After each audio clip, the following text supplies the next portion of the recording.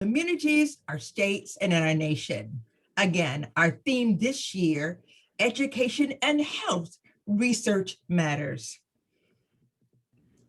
Throughout today, we have been amplifying the word #rights, those superimposed and written by the framers of the Constitution, and so eloquently spoken by our doctoral students and co-constructors of today's events. For our culminating session, we are going to dissect and amplify the sub-theme, you can come home again. There is so much to unpack here, so let's get started. Our anchor for this evening's session is keynoter Dr. Stacy Mabry, lifelong learner, master teacher, visionary, focused transformational leader.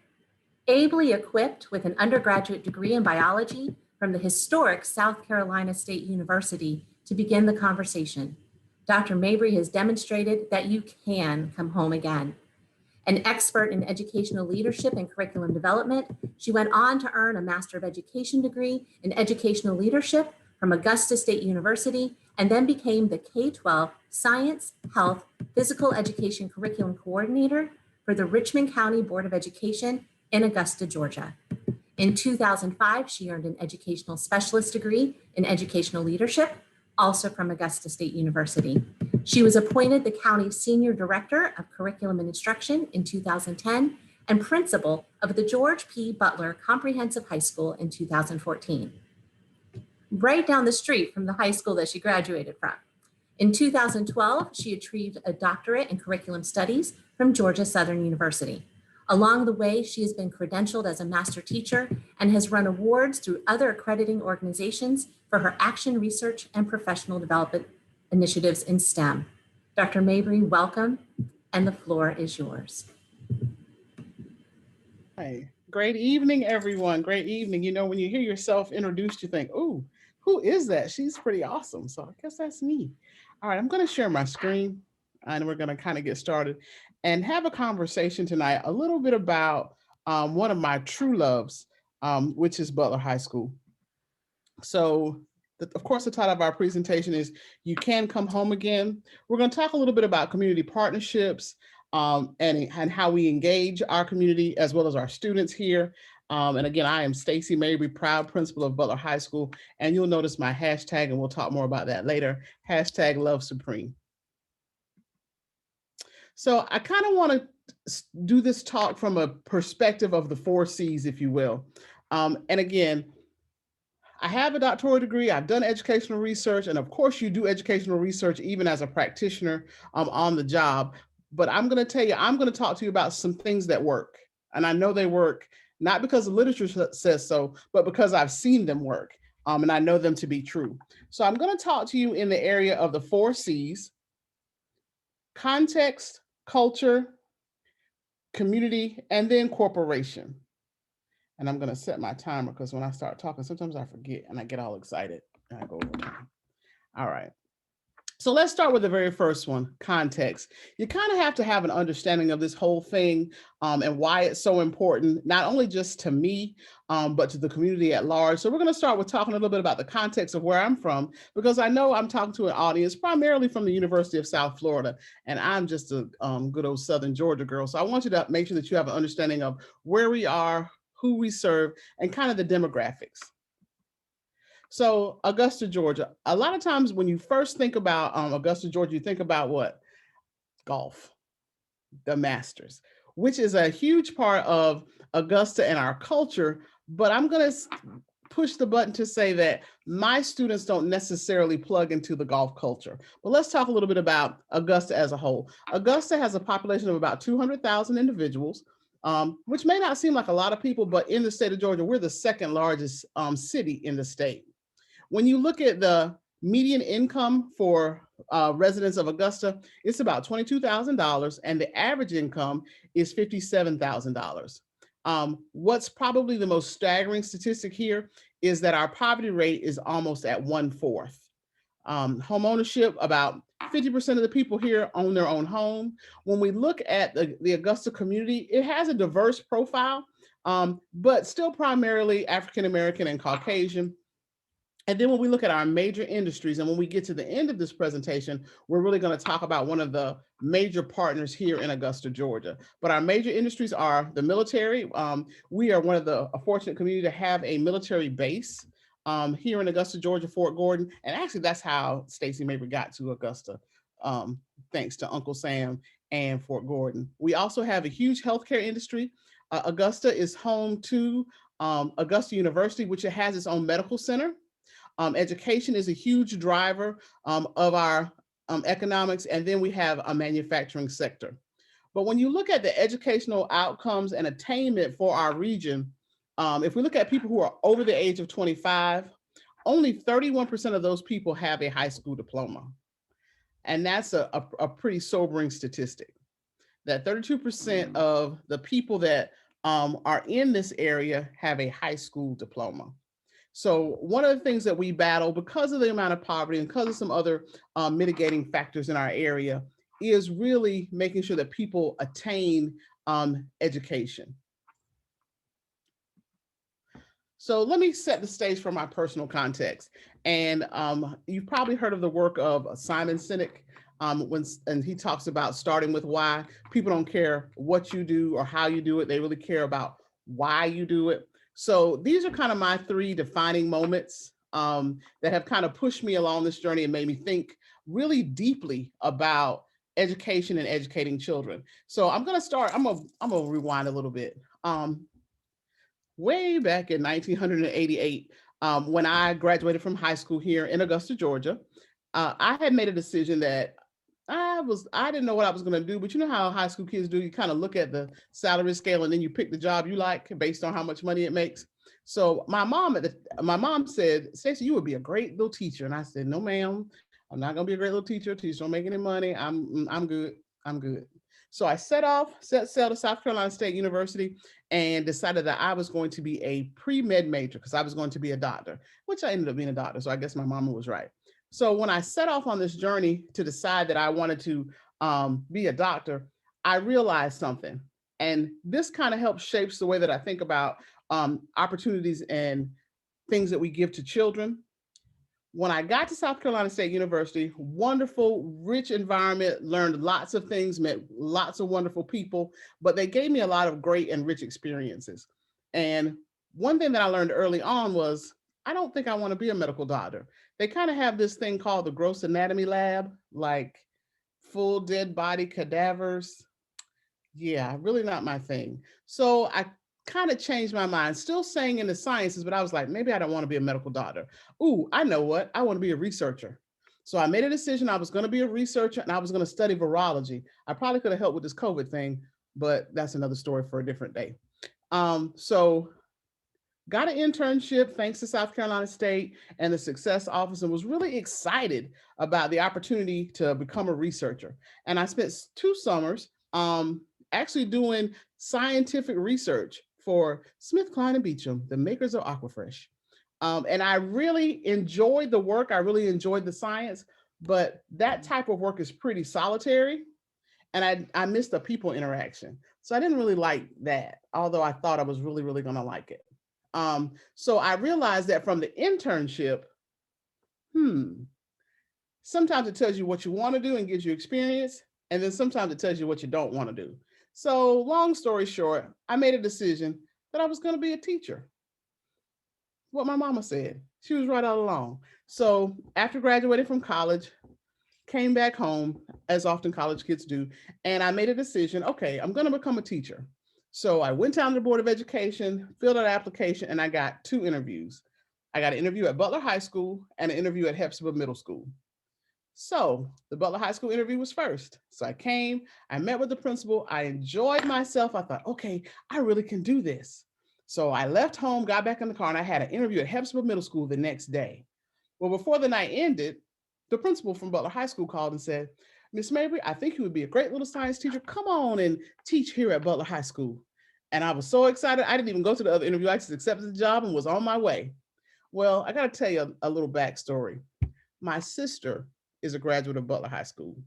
Little did I know that after I left my interview, She went and saw the principal, Mr. Smith. So Mr. Smith, my sister needs a job. You got to help her. She got to get a job. And he said, well, Tanya, if you want me to hire your sister, I'm going to hire your sister. So nepotism is important. My sister was a homecoming queen, so that's probably why she had a lot of juice. So I started at Butler High School in 1993. I spent 10 years teaching here and really, really enjoyed myself. And then spent some time, as you heard in my bio, going off to the central office and doing some great central office work. And then a few defining things happened. February 13th, 2010, my mom had transitioned from this life. And my mom was a really big supporter of me, a really big supporter of education. And she was one of those people that would say, Stacey Mabry, you can do anything you set your mind to, sister girl. Let's make it happen. So when she clapped her hands and pointed her fingers, you knew it was time to get something going. So it really changed the way that I looked at what I did as an educator. And I had only been an educator for probably about 8 years in 2010, but it really made me have a different lens that, you know, there are people out here who are supporting you and making sure that you have what you need. So it's really incumbent upon you to do the same for somebody else. Well, my second defining moment when I talk about my personal context was April 4th, 2014. I'll never forget the day. I was just in my office at the central office doing things that central office people do, you know, lots of pieces of paper, lots of filing, that kind of stuff. And the superintendent called me to his office and he said, Dr. Mabry, we got to have a discussion. And I said, sure, because he was a superintendent. If you want to have a discussion, we're going to have a discussion. So we had a discussion. He said, Dr. Mabry, got an issue. Butler High School really needs a principal. They got some things going on over there, and they really need a strong leader. And I'm in the superintendent's office. I said, yes, sir, you are so very correct. They need a strong leader at Butler High School. Yes, sir. And in my mind, I was thinking, sir, I don't know what you're gonna do about that. They do, but okay. And he said, I can only think of one person. So naivete. I said, who? He said, you. Me. So you know how sometimes your brain says no, but when you open your mouth, yes comes out? That's exactly what happened. So immediately after he said, Dr. Mabry, I would like to offer you an opportunity to go to Butler High School. Now, mind you, this was not an interview. Mind you, I had not applied. Mind you, I had never been an assistant principal. But the superintendent said he had confidence in me that I could do it. And although I was a little scared, like not a little, I was a lot scared. I was very scared. I said yes. And as I walked out of his office, I wish I could tell you that I walked out of there with great confidence and moved off into the night of being a leader. No, I got to the elevator and broke down crying. I had to call my daddy because I didn't think I was going to make it. And it didn't scare me to come back to Butler High School because this is where I was from, right? I taught here for 10 years. I knew all the kids. I enjoyed my time here. My sister went to Butler High School and graduated. My nieces and nephews went to Butler High School and graduated. It was a very familiar place to me, but what scared me a little bit, a lot, was the fact that I would be responsible for the educational development of 800 children. And it was really more than I can handle. And I was thinking, oh my God, if I mess this up, I'm going to mess their lives up. So I was really, really concerned. But that was my second defining moment in this journey of education. And then my last defining moment, probably not my last, but the next defining moment was November 10th, 2014. So I became the principal on April 4th. The school year, of course, didn't start until August. So I was named principal. I had a chance to come through, do some walkthroughs. I went to the prom. I mean, all those kind of fun things that you get to do. I went to graduation, although the sitting principal was still in place, kind of completing his task. And so when I got here on the campus July 1, and then school began, again, I had a little trepidation. I had lots of nerves about what was going to happen, but I was up for the challenge because I had read a lot of books. And as an academic, if you read the book, it's going to give you all the answers you need. No, not so. But I read the books and I felt like I was confident. I had a plan. I was ready. And probably maybe the first week of school, I met this guy right here, Gerald Carter. Now, educators, you know that every school, every class has that alpha personality, and that was Gerald. Gerald knew everybody, and everybody knew Gerald. And Gerald was a football player. So he's big man on campus. That was the year 2014, 2015 to graduate. So he was a senior, a member of the class of 2015, and he had the world wired. He knew everybody, everybody knew him. Well, on the night of November 10th, I received a phone call that said, Dr. Mabry, somebody shot Gerald. And I thought, oh my gosh, okay, wait. And then I got a phone call shortly thereafter that Gerald had passed away. And all I could think was, I've only known this kid 89 days. I just got here. I hadn't known him very long. So the administrative team we went to meet his mom and just give our condolences and do those kinds of things. And one of the very first things that she asked me was, Dr. Mabry, can I bury Gerald in his football uniform and helmet? Yes, ma'am, absolutely. Yes, ma'am. Whatever we got to do. And then her next request of me probably was the most shocking. Dr. Mabry, would you please speak at Gerald's funeral? And I thought, ma'am, I've only known him 89 days. Dr. Mabry, he loved you. And he really, I really would appreciate it if you would speak over my son. And I thought to myself, wow. Now I'm gonna give you a little backstory before I move on to the next slide. Gerald, like I said, was an alpha man on campus, played football. Everybody knew him, he knew everybody. But much like a lot of urban students, Gerald lived a double life. He had a duality to him. So alpha man big man on campus, kind of a hot boy in the street, doing some things that probably shouldn't have been done.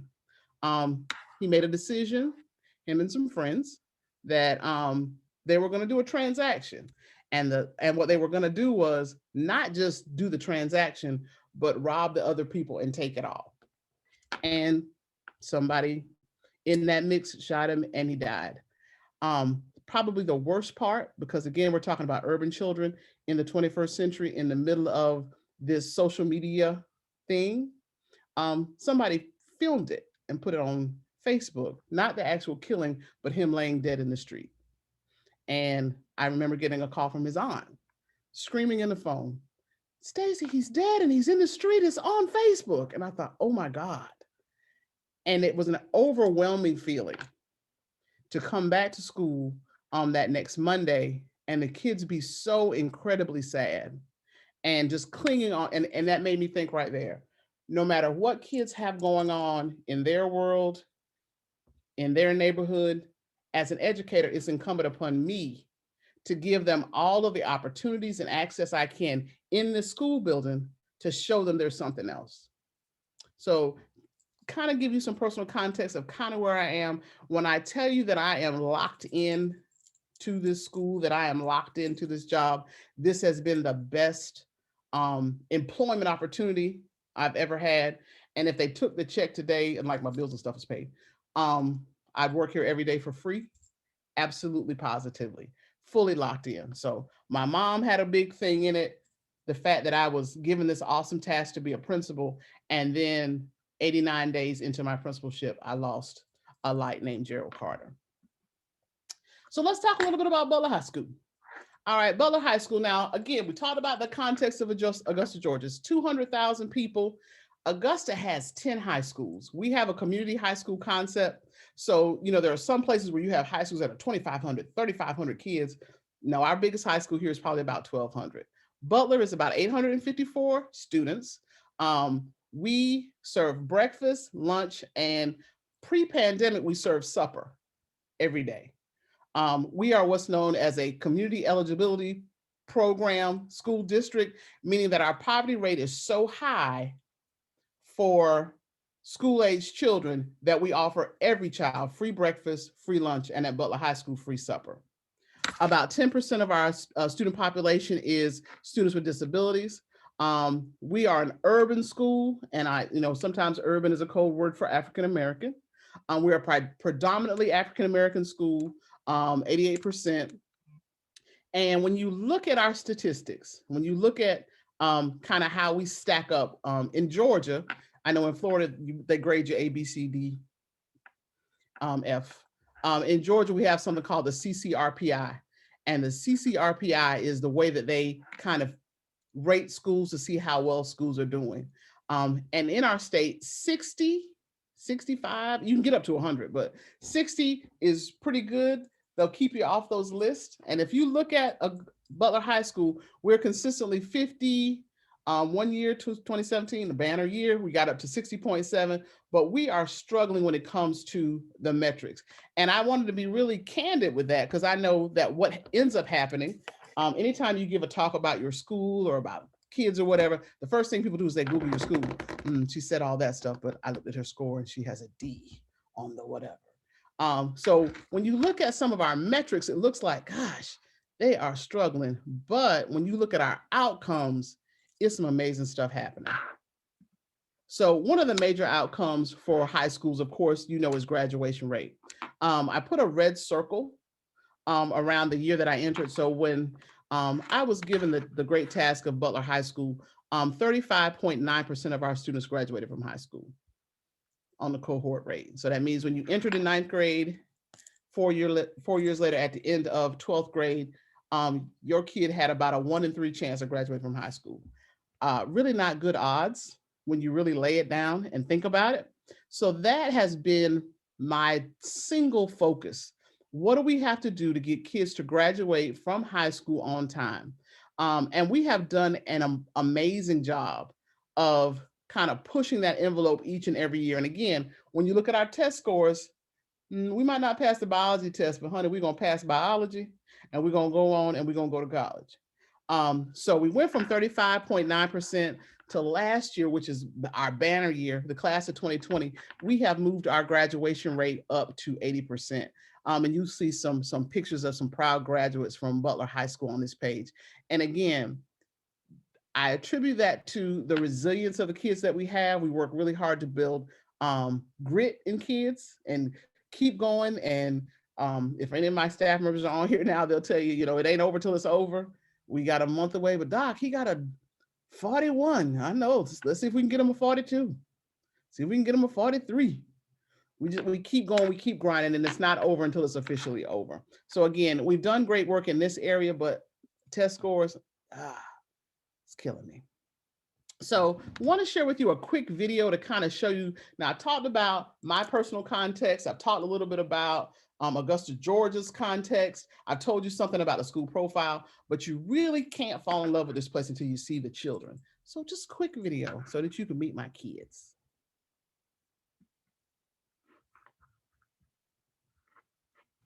Who let the dogs out? If you can hear it, put yes in the chat so I know it was me. I let the dogs out, and it was the best thing I've ever done.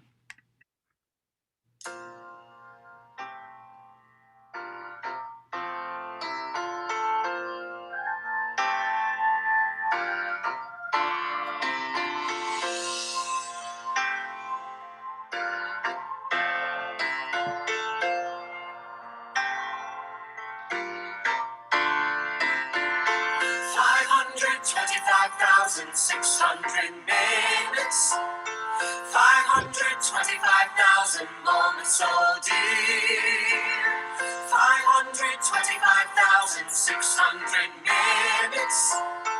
How do you measure a year?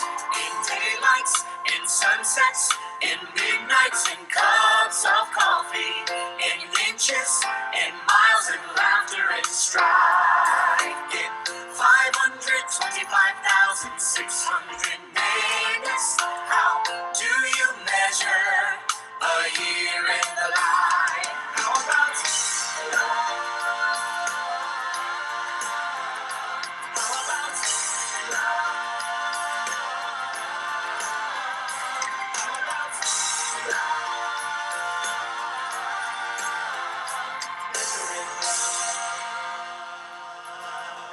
Seasons of love.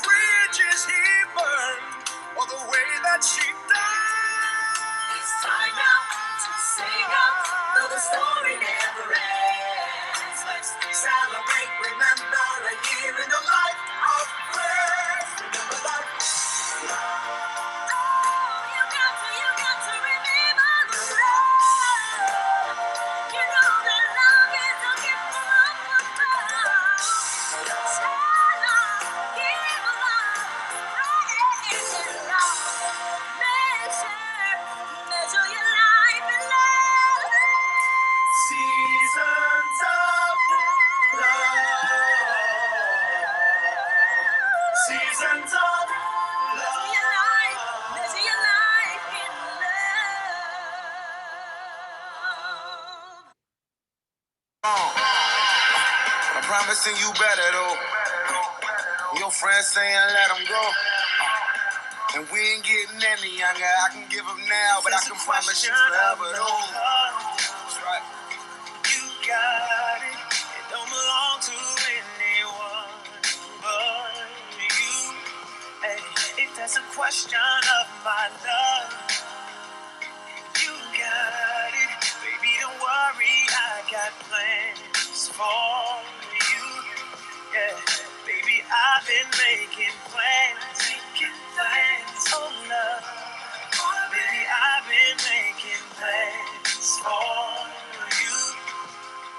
Baby, I've been making plans, never wrong.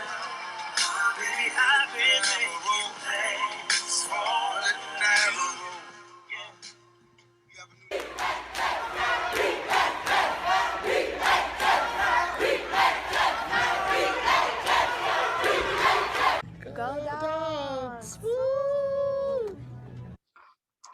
So those are my kids.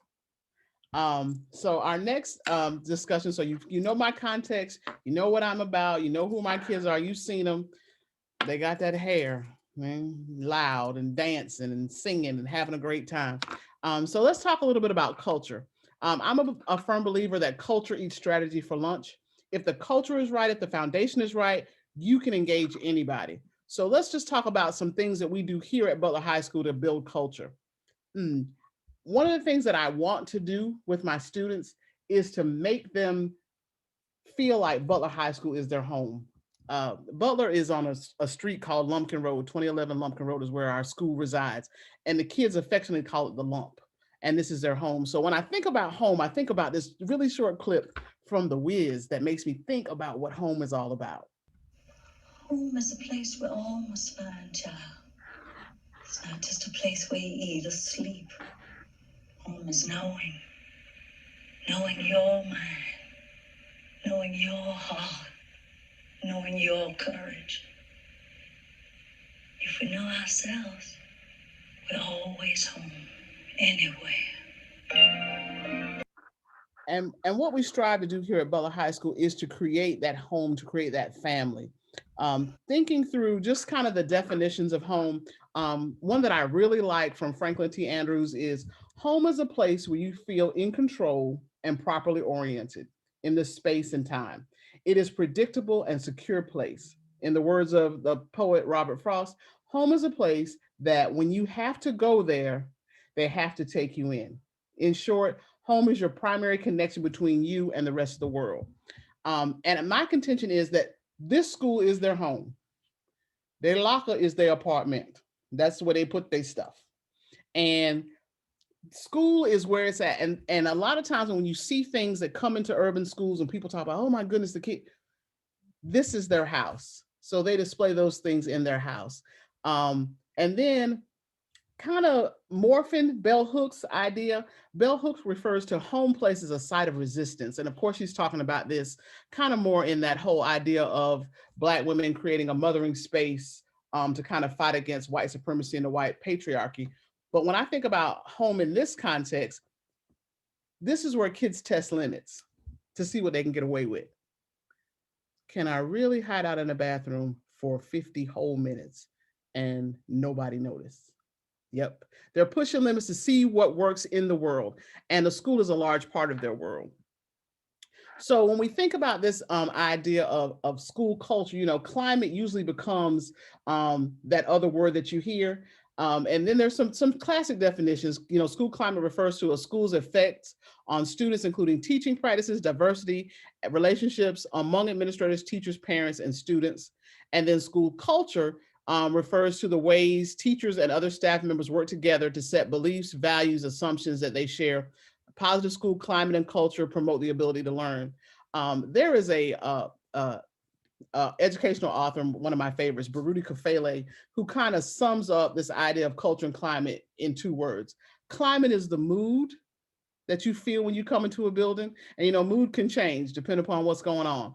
But culture is the lifestyle. How do we live our life on the lump? What do we need to do here to be a part of this community? And again, my whole thought process, my whole contention is I want to be who I needed when I was younger. I can think about my own high school principal. I can't remember his name. I don't know if he knew my name. I don't know if I cared for him to know my name. But it was just a very different kind of relationship. But I want to be that person that I needed when I was younger. So when I think about the playbook for kind of how we set the culture here at Butler High School, we've got 4 components to it. We cast the vision, we promote the brand, we built an infrastructure, and then I'm a firm believer in inspecting what you expect. So when you think about our school mission and vision statement, we are Team 1052, state of Georgia. Every school has a number that denotes the school in the state ID system. So ours is 1052. So we are one mission, 0 excuses. Students are our core business. We use 5 strategies for success, and that's done by 2 roles. I really believe, and I borrowed this from Alvin Wilbanks, who is the superintendent in Gwinnett County here in Georgia. He said there are 2 people that work in a school system: those who teach students and those who support those who teach students. I'm a firm believer. Everybody has a role in this building. You're either ground zero teaching kids, or your job is to help people who teach kids. And then as we talk about that infrastructure, this is a picture of my faculty and staff. And I am a firm believer in teacher and staff voice. And putting together, we've done things like affinity groups, we've done things like small group task force to kind of get a pulse check, do a lot of surveys, to get a pulse check of what teachers and staff feel and think, and what programming we can bring to them. We do a lot of action teams. Of course, we do classroom walkthroughs. I'm also a firm supporter in field experiences and classroom projects. So I carve out parts of my budget, whether it's Title I or general fund budget, to make sure that we support kids being able to have experiences outside of their neighborhood. I also believe that there's some key support personnel who keep things going. You see a picture of these 3 awesome people there: Kim Rouse, Don Phillips, and Marcus Jackson. That's the A team. They round out the administrators. I also have an instructional coach. Much like a good golfer has a swing coach, or a great baseball player has a batting coach, our system has put a lot of money into instructional coaches. And this is a person, and our person's name is Dakisha Reynolds, who actually coaches teachers, goes in, works alongside them, helps them design lessons, comes and gives them job embedded feedback. And then we have something called a Professional Development Academy that we host on our own campus outside of what our district does. When we talk, I'm also a big believer in books. So each year my staff has a book study over the summer, and we have read 7 books thus far, because this is year number 7. And we really try to get into the research. So we've done some Carol Dweck. I talked about Baruti Kafele. We've also done some work through Eric Jensen and Teaching with Poverty in Mind, because like we said, we're at 97% free and reduced lunch in this building. So everybody gets to eat. So that's one of the very important things that we do. But our faculty and staff growth improvement is anchored in our school-based professional learning. Our staff tells us what needs to happen, and then we create those experiences for our staff. So we talked about school-wide book studies. I'm also carve out parts of my budget. I want teachers to go to conferences and workshops once COVID is over, so that way they can see something outside of just our county, just our state. When we talked about job embedded PL and coaching. And then, of course, we have that infrastructure for our students.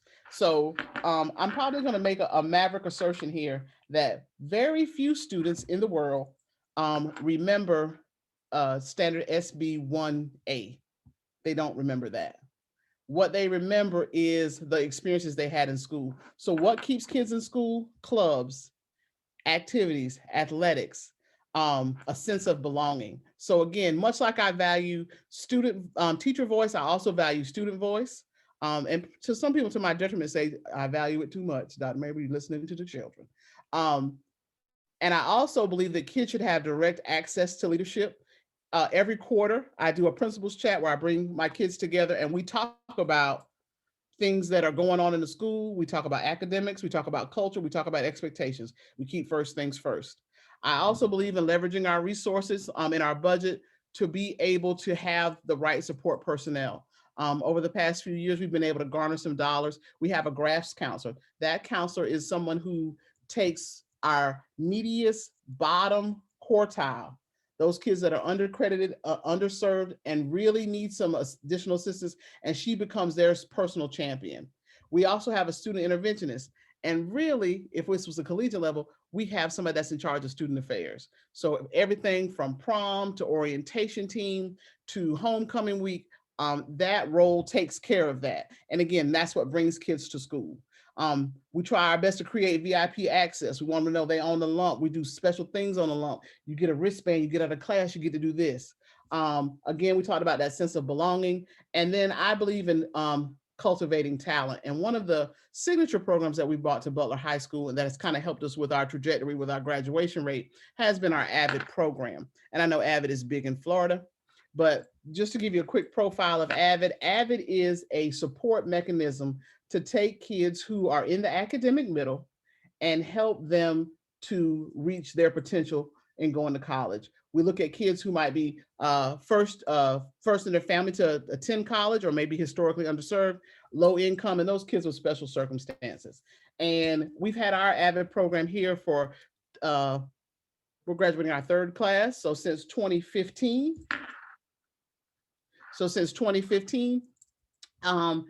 and our first graduating class earned $1.2 million in scholarships. So again, we might not be passing the biology test, but we're doing the right work.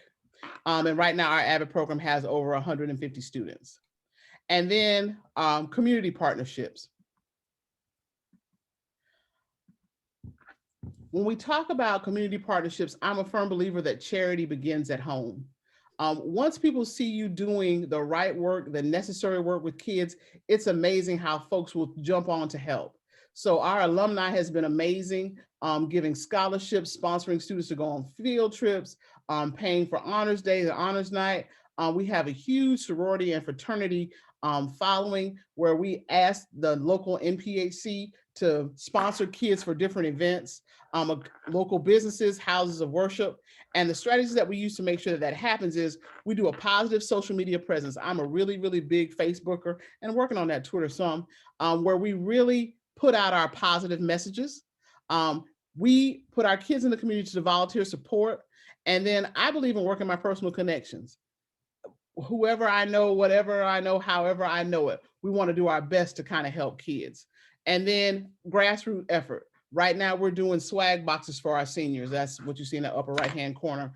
And I literally have gone out, put it on Facebook. I need 183 of my best friends to donate $30 to help these kids. So again, charity begins at home. Dr. Mabry? Yes.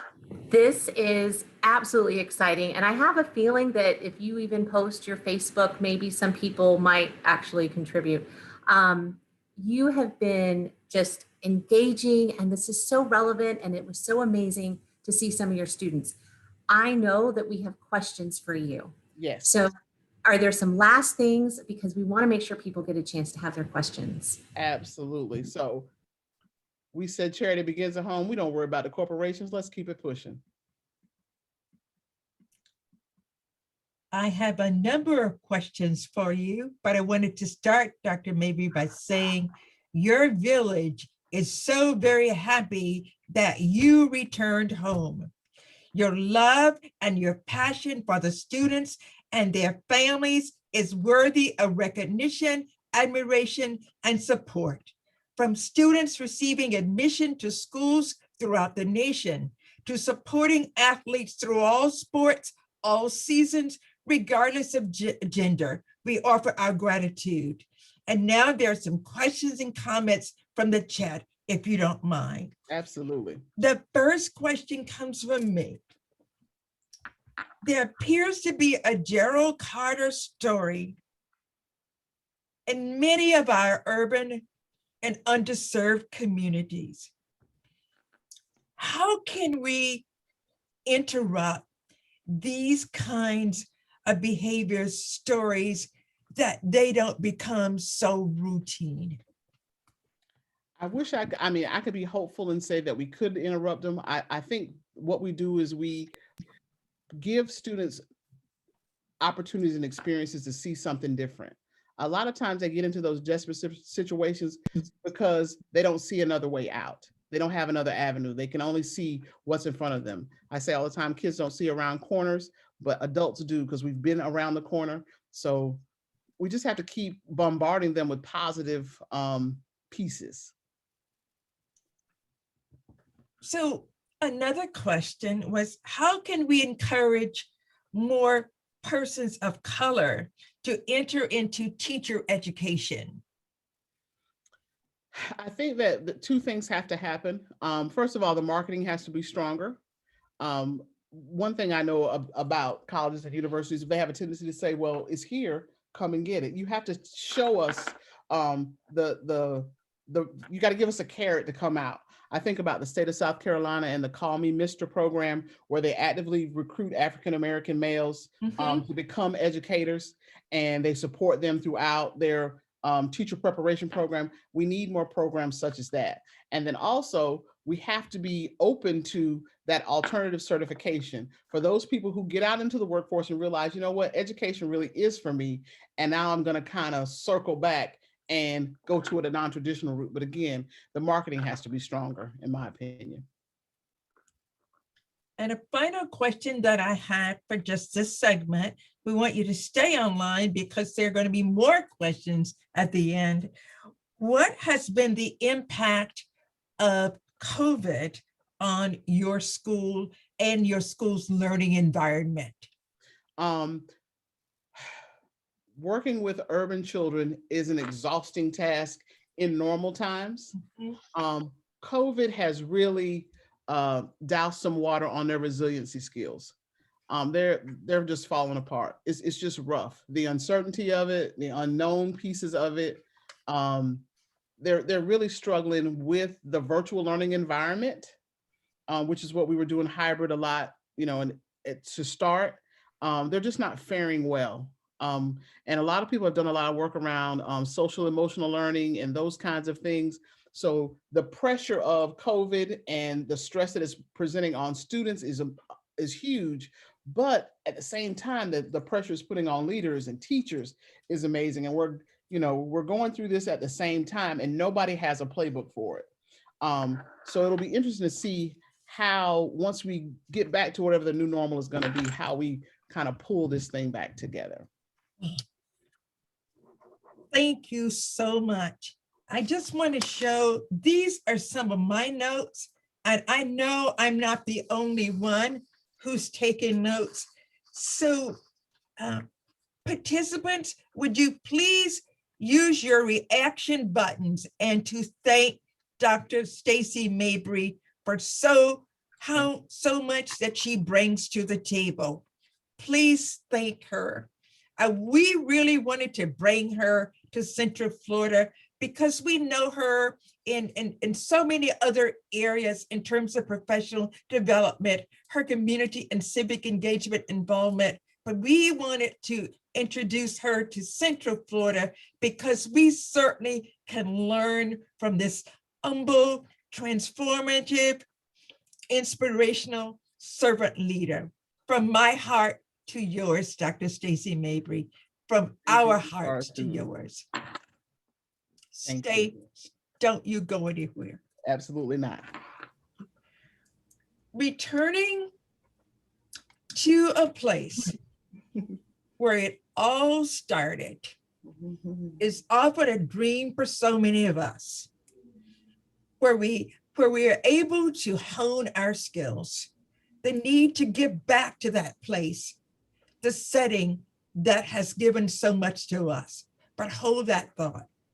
Now that you're back, how do you get others to engage, partner with you?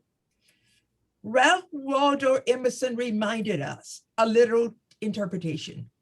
If a man can write a better book, preach a better sermon, and make a better mousetrap than his neighbor, though he built his house in the woods, the world will make a beaten path to his door. Still much more to unpack. Educator Loretta Levels from the great state of Texas, as a 28-year veteran educator, in which she has assumed and achieved in the roles of elementary teacher, assistant principal, principal, bilingual specialist, director, assistant superintendent, and interim superintendent of the DeSoto Independent School District. I just read an article where she was asked to serve as the interim superintendent, and an adjunct professor in higher education, one who's just that far from having a PhD beside her name. She says it all but defense. As owner of the Higher Levels Educational Group, Ms. Levels has provided professional development throughout the nation. Lavetta, my colleague, my friend, Ms. Levels, please offer your insight on this most important issue. The floor is yours. Thank you so much, Dr. Stewart, for that wonderful introduction. I'm thrilled to be here. And again, I'm a proud Texan hailing from Houston, Texas tonight. I'm not in Dallas, I'm in Houston, but I'm still here to be with you. I'm excited about this topic because this is something I'm very passionate about. I am an education and advocacy warrior, one in which I shared that title and that experience with Dr. Stewart. And I see Deidre Johnson is here, and our very own past national president of Delta Sigma Theta Sorority Incorporated, Dr. Paulette Walker, who challenged us on the campus of University of Central Florida in 2015. She said, "Tag, you are it. If it is to be done, you need to do it." And so she challenged us back in 2015. Let me go back and tell you a little bit about me, and I'll come up to 2015, I'll come up to 2021. I have been a teacher. I've been an assistant principal, a bilingual specialist, director, assistant superintendent, and I'm blessed and honored that I've had those opportunities to serve my community, to go home, to come back home again. I actually had an opportunity to go back to my school district, Dallas Independent School District, where I started teaching in the community in which I was raised and where I graduated from high school. I then returned again as a specialist working with teachers in the schools in which I attended as an elementary, middle school, and high school student. So I have returned home. And what I have found consistent and what I found aligned throughout those years and through those experiences and through all of those titles has been my advocacy, my passion, and my sincere intent to ensure that student achievement is at the forefront of absolutely everything we do. And when we focus on student academic achievement for all children, when we ensure that there's equity for all children, and when we advocate for that, we find ourselves in a variety of roles. So again, I've served many roles. In my role as assistant superintendent, I had the opportunity, I supervised student support services. That entailed family engagement. As the contact for community partnerships and family engagement, I learned a lot. I had to be out in the community. I had to build those relationships. I know the pastors. I still have their cell phone numbers. I know the grocery store owners, the business owners, the bank presidents, the bank tellers, the local plumbers. I know the other nonprofits. There are key players in all communities. And in that role, I had to make sure I was out in the community, building those relationships, ensuring that we had community partnerships in our school district. Just to name a few, we have been very fortunate. In my former district, we received numerous grants. One of the grants we received was with Texas Instruments, and we wrote the grant that allowed Texas Instruments to create a mentoring relationship with our 9th grade Algebra 1 students. They utilized their engineers across the globe, and the engineers mentored our students via video conferencing around Algebra 1. We know how important Algebra 1 is. The research tells us that students in Algebra 1 in the 9th grade, we know that Algebra 1 course is a gateway. Those students that are successful in Algebra 1 in the 9th grade typically graduate from college. So that Algebra 1 course is very, very important. And since we're right there in Texas, we partner with Texas Instruments. Not only do we have mentoring with those engineers across the globe, they also provided us with those TI calculators. We know the TI calculators. In addition, they provided high quality professional development. We know that that is a difficult class for students and it's a difficult class for teachers. Oftentimes teachers have large numbers. They really want to do more hands-on. They want to do student centers. And we know that that's difficult. So we provided high quality professional development for those teachers. Also, we provided opportunities to present at conferences. Our teachers received numerous awards throughout the years because of that community partnership and because of the receipt of that grant. Community partnerships work. Our students became more academically successful as a direct outcome of that relationship. Another relationship. As a business owner in 2005, I became a consultant. The Texas Education Agency, which is the state governing agency of the state of Texas, they sought out high-performing, passionate, and motivational and proven leaders throughout the state of Texas. And I was selected as one of 50. And we worked with struggling principals throughout the state of Texas. And we went through training as professional coaches and executive mentors. And I had the opportunity of working and mentoring 50 principals throughout the years, where I actually work with them from day-to-day operations to the macro level, being able to understand what does a teacher observation, what is the goal of a teacher observation, how do we work with teacher observations, and how does that affect student academic learning? So I had an opportunity to work with principals on creating real budgets that lead toward student academic success. So that's always going to be the goal, and no matter what your role is. So when we talk about community partnerships, I work with those principals and letting them to understand, have you met the grocery store manager? Have you met the manager at Sonic? Have you gone out to the community? You have to build those relationships. And I know my time is about to run out, that one of the key relationships in community partnerships is always going to be families.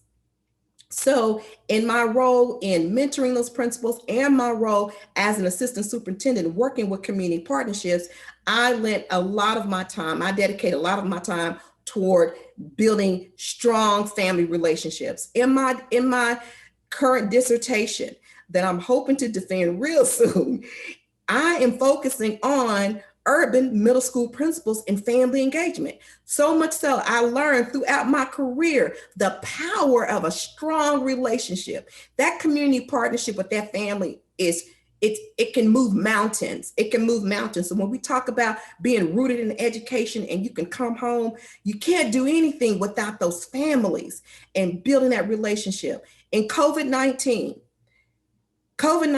revealed what a lot of our educators already knew. We already knew that there was a divide. We already knew there was an academic divide. We knew there was a digital divide. We knew that. We knew that there were gaps in the learning in our lower SES communities, in our Black and Brown communities, and our underserved. We knew that.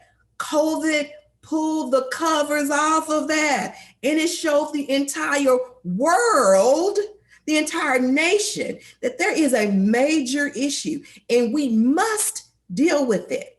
I'll tell you what Dallas ISD is doing. Dallas ISD, we know that the federal government just issued billions of dollars to the school districts, billions of dollars to the school districts. And in Texas, the Texas superintendents have submitted their plans. They are being so creative. And if nothing else, this money has allowed autonomy. It's allowed you to be very specific to your community and your community needs, but it's also engaging those families, and so that we can eliminate that loss of learning, rebuild learning, and eliminate some of those divides, be them digital, educational, opportunity, whatever those divides and gaps are. But there's monies out there, and I'm so excited to see what a lot of school districts are doing. As I alluded to earlier, Dallas ISD, they partnered with the city of Dallas, because when COVID hit, what did the school districts do? They just did a mass distribution. Everybody gets a laptop. You get a laptop, you get a laptop, everybody gets a laptop. You get Wi-Fi, you get Wi-Fi, you get Wi-Fi, you get Wi-Fi.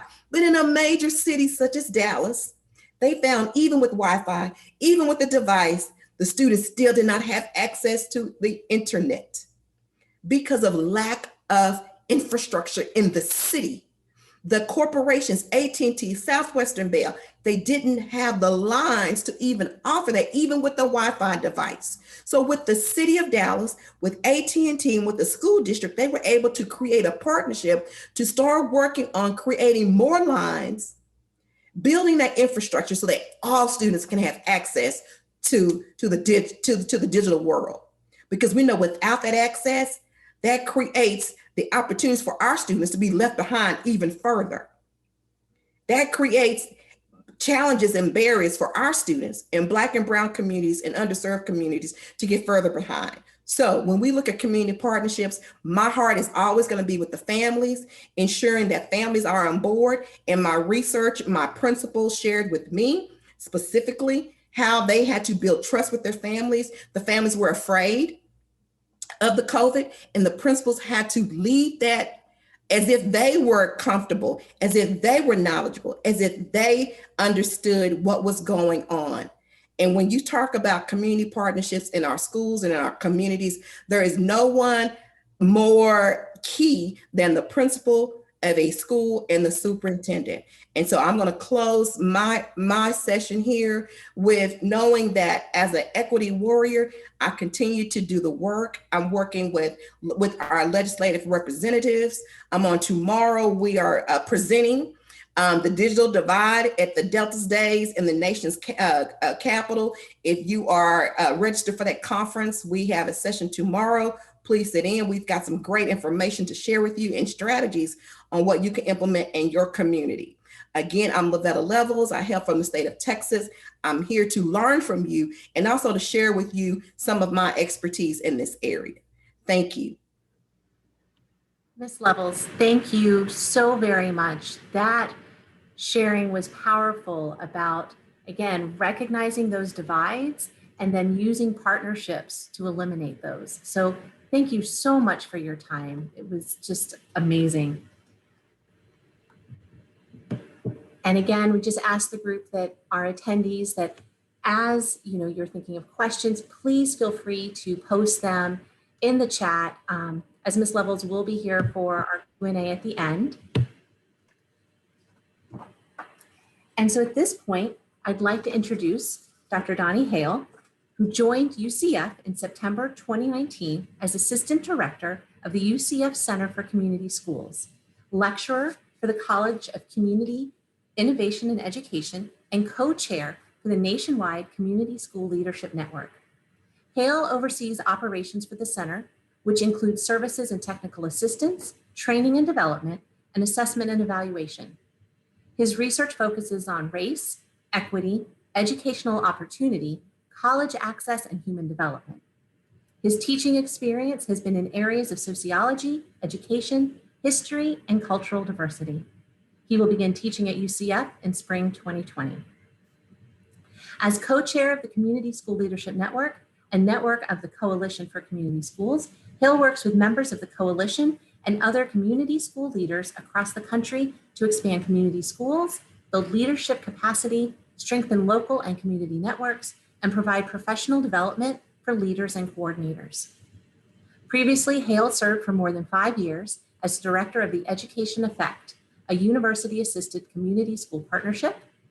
The partnership works to improve learning and life outcomes among students in Miami's urban core communities, including Overtown, Liberty City, and Little Haiti, by deploying resources from FIU, Miami-Dade County Public Schools, and private donors. Before his work at FIU, Hale was an assistant professor of education and director of pre-college programs at Carroll University in Waukesha, Wisconsin, an outreach coordinator and instructor in educational studies at the University of Oregon in Eugene, assistant director at the federal TRIO program, Upward Bound, and adjunct instructor at Boise State University in Boise, Idaho, where he has earned his doctorate. Hale has also served as a college football coach and an elementary school teacher as well. He is originally from Stockton, California. Dr. Donnie Hale, the floor is yours. Thank you. And I need to apologize for that lengthy bio because I think more the people in the community and the children that we serve are more important than who we are as people. I think it's always important to highlight them. So thank you, Michelle, for that lengthy overview. So good evening, everyone. And before I get started, I just want to highlight Dr. Milbrae and future Dr. Levels, because the one thing that caught my attention that the future Dr. Levels just said is that she's an equity warrior. And I think really the idea, as I've been thinking about words for this evening, is I thought about really what is the nature of the work. And as the symposium talks about, you can come home, it really is about that. It really is about how we create a system of opportunity and equity that really reinforces the importance of the community and really drills down on how we help students to participate and families to be involved. So thank you for being equity warriors, but even more, thank you for the work that you do. And so next slide. So something that I always like to do is I like to ground the work, because really the idea of community partnership schools and community schools broadly, it really is an equity strategy. And for me, I always want to think, why do we do the work? For whom do we do the work to or with? And why is it important to continue to fight? And so I think about the words of James Baldwin, not everything that is faced can be changed. Nothing can be changed until it's faced. The work that we do is important that we face and realize that there is inequities in education. But even more, it's important to recognize that, as future Dr. Lovell said, is that COVID did expose us to recognize that people aren't being served, that people's needs aren't being met. And so while the idea that education is a great equalizer, as Horace Mann he talked about, is that President Obama brings it current that education is a civil right and that we must focus on that to make sure that all kids and families have access, Black, brown, and poor white, inclusive of all people, gender and race and gender orientation. And so again, I always want to make sure I ground the work that this is an equity strategy for people to participate. Next slide. So my presentation is going to really focus on three things. One, I want to give people an overview of the Center for Community Schools, and then two, talk about two paths around partnership. And really the reason why I want to walk this way is that I want people to understand that for us and the center and for many more is that partnerships in education, because we know oftentimes there's a budget shortfall, but when we can work together, partnerships can really create an opportunity that provides, one, resources, two, human capital, and three, a level of commitment where people are committed to the common good of helping students and schools succeed. Next slide.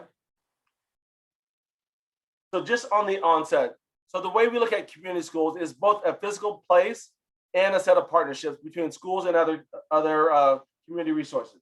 More specifically, when we think about community partnership schools, it is really the idea of how you integrate academics, health, and social services. It really is the idea of thinking about community development, youth development, as well as thinking about how we improve student learning, creating stronger families and healthier communities. It really is this idea of how we set goals for people to work together around a common principle. The one thing we know about community schools and we know about schools is that in the context of America, all kids and all people will at some point touch the school building. The bigger question is, are we creating a strategy for people to walk away successful, hungry, and when I say hungry, with the idea that they have a hunger to learn and an opportunity to learn, but walking away with a good experience. We know in the past that schools haven't always been good for all people, but now we have an opportunity to double back and to think about what can we do differently. Most recently, in the president's budget, there has been an increase in funding for community schools. It has gone from 30 million to 433 million. And so there's definitely an effort to increase the opportunity for community schools while thinking about why partnerships matter. Next slide. So when thinking about our work at the center, is that our work at the center really is focused on around building capacity. We really see our model and our perspective about how to, one, expand community partnership schools, but two, to provide research that really is focused on helping people to understand why partnerships matter. And specifically, I just want to talk about some of our goals, is that we see the opportunity that we are a practice-based organization that really focuses on research and development, but really trying to create a growth mindset and helping people to understand how to partner, why to partner, and opportunities to partner. Specifically, we want to advance the idea of community schools as a statewide strategy to improve school attendance, behavior, academic performance, teacher retention, as well as social emotional behavior. We want to look at opportunities to enhance the knowledge base around partnerships, as well as ensure that partnerships are implemented with fidelity. We also want to think about how to grow these partnerships in communities that oftentimes we find that we call communities poor or under-resourced. Well, it may be thinking about how communities can see themselves as an asset. But the other part is that we want to connect the idea of community partnership schools and community schools broadly to a local, a regional, and a statewide initiative that connect to a national standpoint. Next slide. And so when I'm thinking about really our body of work, I really want to get into the details. And so at the end, I'll give some really a platform of how community schools and community partnership schools have had an impact. But I really want to get into the nuts and bolts because it's more than thinking about the research, but it's thinking about how it can be practical. Next slide. So when thinking about community partnership school in our model, it's really comprehensive. And so I say comprehensive and as opposed to saying complicated, because the idea of really comprehensive is thinking about how to make sure that schools and students have what they need to be successful. And so we want to make sure that they're aligned and supported. But it's also about forming a framework that is about a long-term partnership that has core partners that are included of partnership, about staff, about leadership, and certification. So it really is the idea of bringing things together for a common good. Next slide. So when I talk about these core partners, I'm really specific around a university or a college, a nonprofit, a healthcare provider, and a school district. Because we know that when students feel supported, when they feel healthy, when they know that their needs are being met, they have a greater chance of success. But even more, when parents have what they need to participate and teachers are supported, there is a greater sense of success. But also, when the principal can have a team that builds on those core partnerships, then you see greater success in totality. And so really our model is really focused on core partnerships. We say 4, but it can also be more than that. Next slide.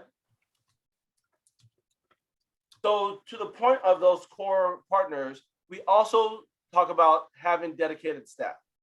The idea is not to tax teachers because again, I think there was a discussion around increasing teacher education and the number of people coming into education. Well, the other part is how do we create a system of support or coordinated support that really support the school building?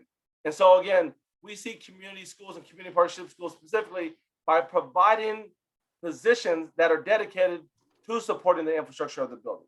So thinking about having a dedicated director that works as, in a sense, an assistant principal that is under the tutelage or the support or the alignment of the principal, while also having a staff that can expand learning. And when we say expanded learning, the idea is having before and after school programs, supplemental programs that'll enhance the academic day, while also thinking about tutoring, social emotional support, teacher development, thinking about wellness, the idea of health and wellness, but also creating a culture of wellness, and then also thinking about how to involve families and communities. So again, the idea is providing additional staff and support so we increase the likeliness of success. Next slide. So when thinking about our model, so our model currently is funded through Senate Bill 7070. And 7070 provides a format and a structure that provides $7.1 million to support community partnership schools.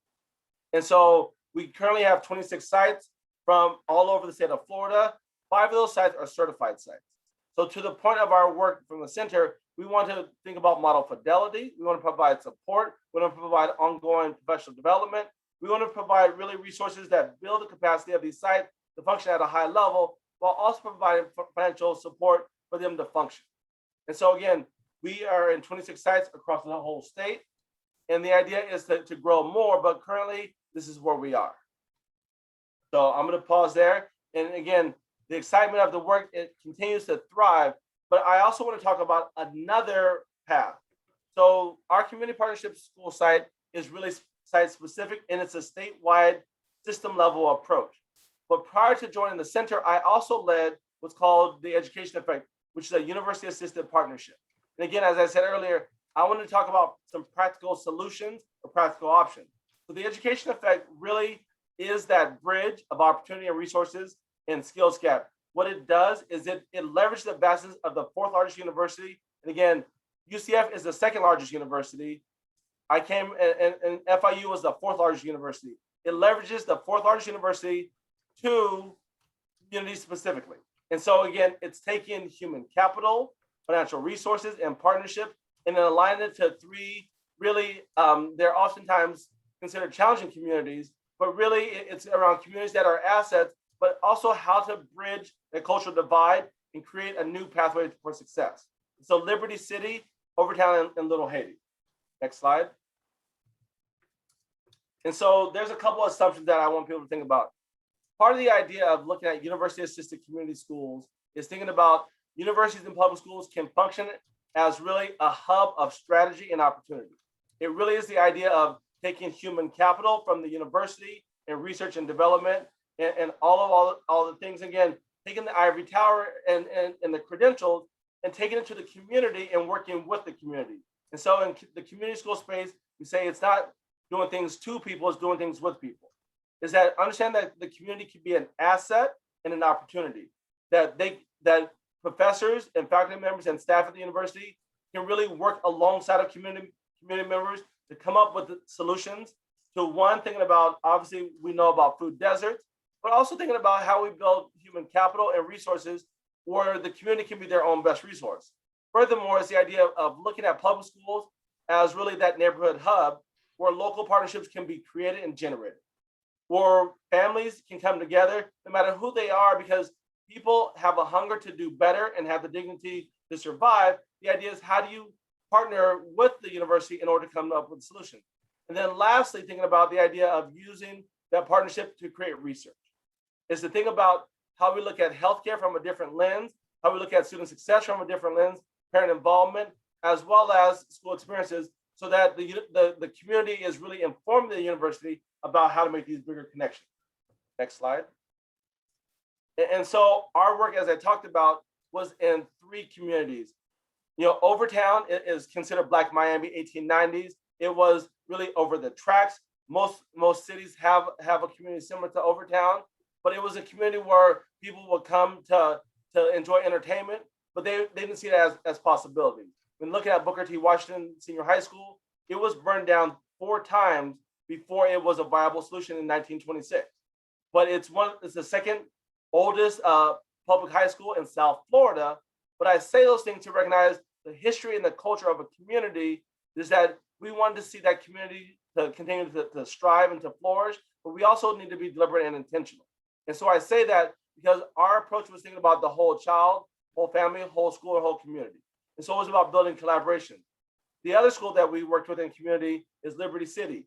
It was one of the first housing communities built in America, but even more, it was segregated.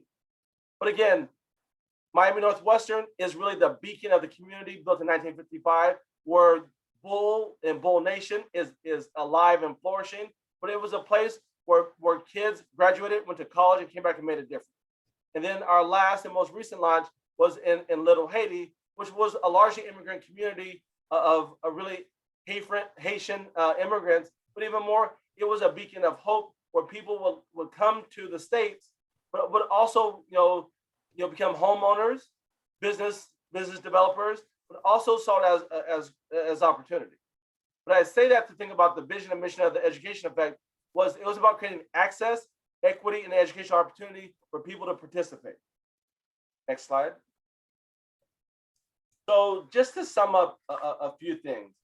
So the idea of community partnership schools and community schools broadly is to really think about community schools being that equity solution, but it's also really a solution that brings people together so that they make a commitment to collaboration, to share leadership, and to really focus on how to build flourishing communities. it really is the idea to recognize that although communities may have challenge, is that they have an opportunity to build up and to develop when there's a significant investment put in there. Second, community schools are really a vital component of an equity strategy.